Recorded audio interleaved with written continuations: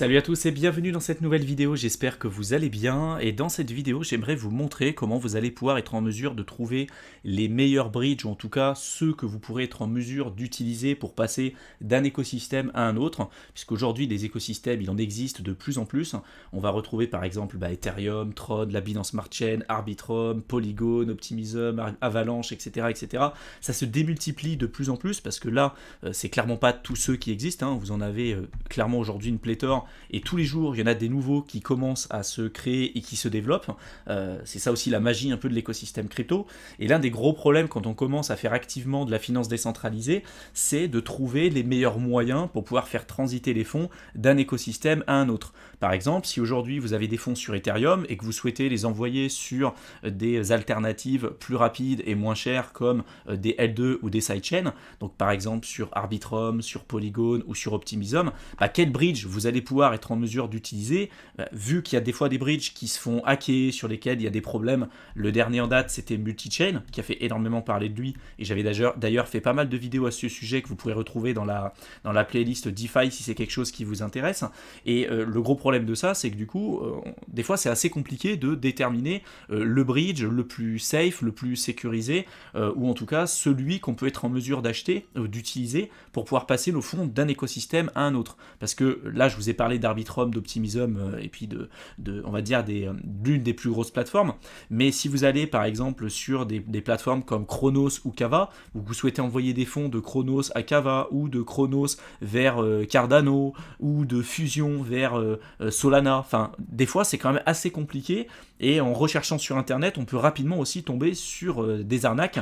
Donc c'est pour ça que je voulais vous faire cette vidéo et vous montrer concrètement comment vous allez pouvoir rapidement à l'aide de cet outil trouver les meilleures alternatives et après bien évidemment choisir celle qui vous intéressera le plus. Donc pour ça il va falloir aller sur le site qui s'appelle DeFi Lama, je vous mettrai le lien dans la barre d'infos comme d'habitude, et vous allez aller dans l'onglet ici qui s'appelle Bridge. Vous allez cliquer sur Overview et là ça va vous ouvrir un dashboard avec l'ensemble des bridges les plus connus. Tous ne sont bien évidemment pas référencés, mais ça vous donnera quand même une vision beaucoup plus objective des différentes alternatives qui peuvent se présenter à vous et de celles qui pourraient vous intéresser à l'instant T. Par exemple, si vous souhaitez envoyer des fonds là, de la blockchain ZK-Sync directement sur Ethereum ou d'Ethereum vers ZK-Sync, vous avez ce bridge là qui est aujourd'hui disponible. Alors en plus des différents bridges de disponibles, vous allez retrouver certaines informations intéressantes. Par exemple, là si je clique dessus, on va voir le inflow et le outflow. Donc en fait, c'est les fonds qui sont envoyés par exemple d'Ethereum sur ZK-Sync et ensuite de ZK-Sync directement sur Ethereum. Donc on va voir les différents fonds qui vont transiter d'un écosystème à un autre. Donc là, on peut voir que par exemple, il y a eu 12,2 millions de dollars de Wrap Ether qui ont été envoyés directement sur ZK-Sync. On a eu 1,9 million d'USDC qui ont été envoyés également aussi sur ZK-Sync, etc.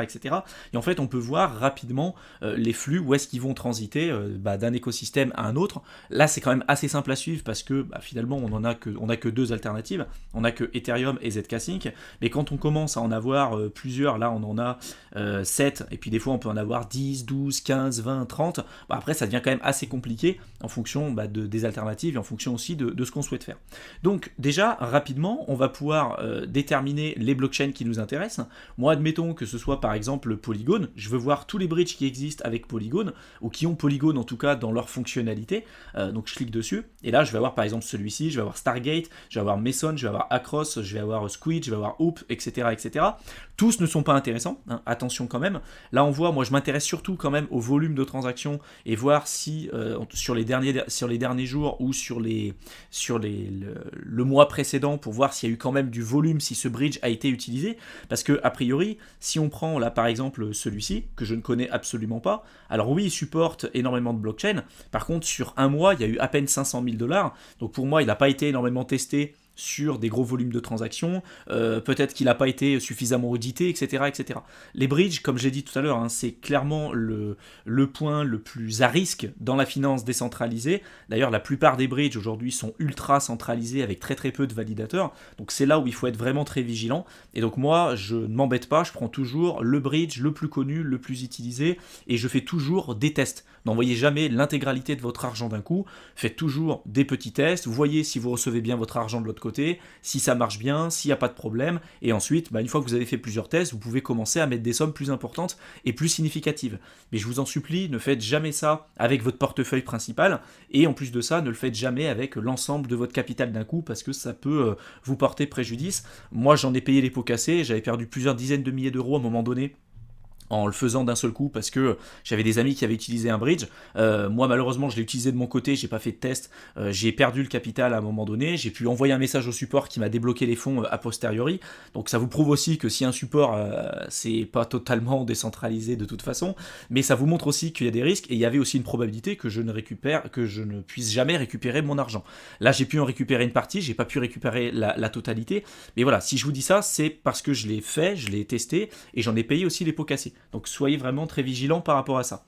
Donc si vous voulez du coup utiliser un bridge par exemple pour envoyer des fonds de Polygon sur Ethereum ou d'Ethereum directement sur Polygon, vous avez ce bridge là, vous avez Stargate, vous avez tout un tas aujourd'hui de bridges qui existent, mais moi je reste vraiment sur les principales alternatives, celles qui sont les plus intéressantes.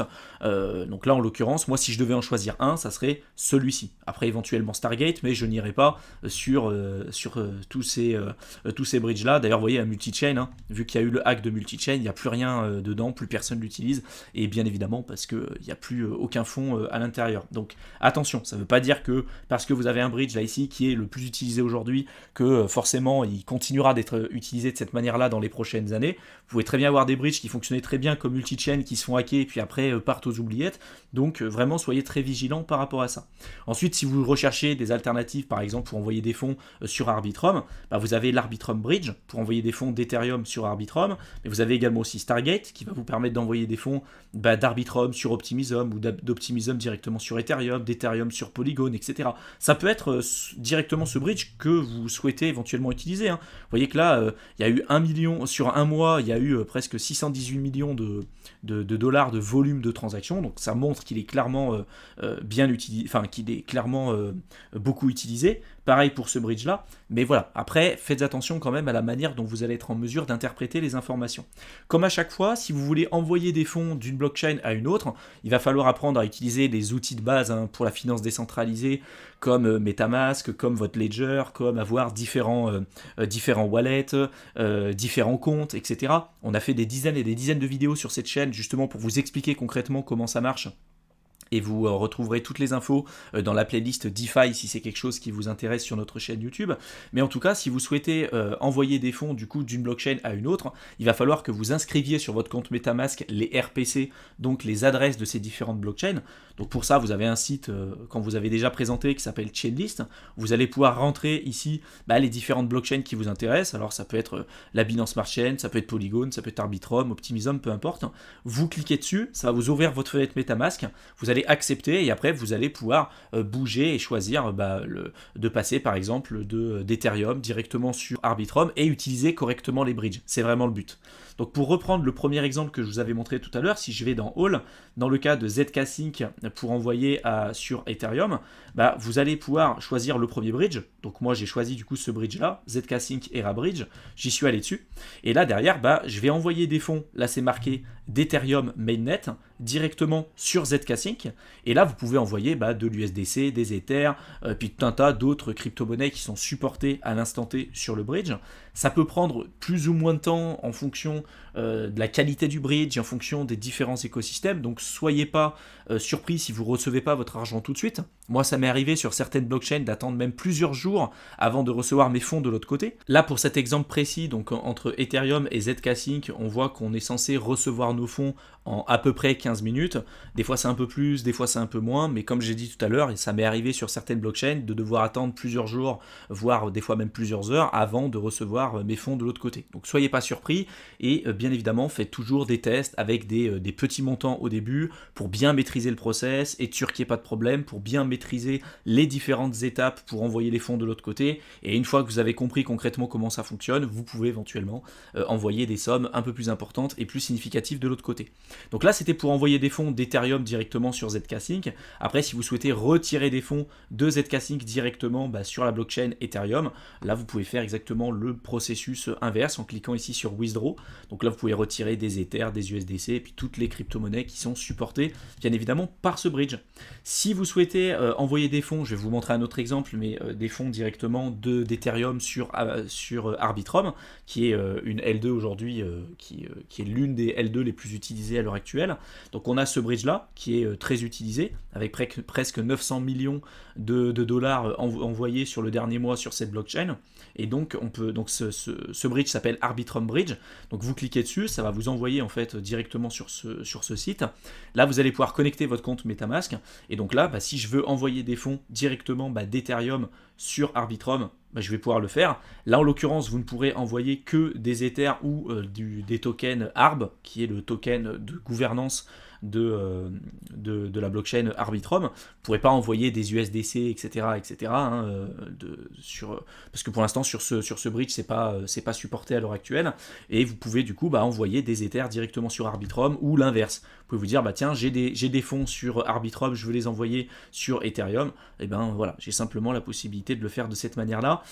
Faites attention aussi, je crois que sur Arbitrum, quand vous envoyez des fonds, vous ne pouvez pas le faire comme je l'ai montré tout à l'heure sur ZK-Sync, c'est-à-dire que là je peux envoyer des fonds d'Ethereum directement sur ZK-Sync, normalement en 15 minutes je les reçois de l'autre côté, on va dire 20 minutes après je peux décider de les renvoyer sur Ethereum, normalement c'est pas censé poser des problèmes. Sur Arbitrum, et je crois que c'est également aussi sur Optimism, je crois qu'il y a des périodes de blocage, c'est-à-dire que vous pouvez envoyer des fonds d'Ethereum directement sur Arbitrum ou sur Optimism. Si vous souhaitez faire l'inverse, je crois que votre argent ne peut pas quitter Arbitrum ou Optimism sur une période de plusieurs jours, je crois que c'est à peu près une semaine, corrigez-moi dans la description, enfin dans la section commentaires pour donner la période exacte, pour pas que je vous dise de bêtises. Mais attention, voilà, vous avez aussi ces problématiques-là en fonction de certains écosystèmes que vous pourrez être amené à utiliser. Il y en a certains qui peuvent bloquer vos fonds, vous empêcher de les renvoyer sur l'autre blockchain pour des questions aussi de sécurité. Je ne vais pas rentrer dans le détail pour vous expliquer pourquoi justement ça fonctionne de cette manière-là, mais c'est vraiment pour pouvoir éviter de spammer le réseau et de prévenir aussi certains hacks, parce que si jamais on a un hack sur un écosystème, et en fait le hacker va pas pouvoir renvoyer les fonds sur la blockchain principale, là en l'occurrence sur Ethereum, il sera bloqué sur la L2 et donc là il peut y avoir certaines mesures qui peuvent être mises en place pour essayer de récupérer les fonds.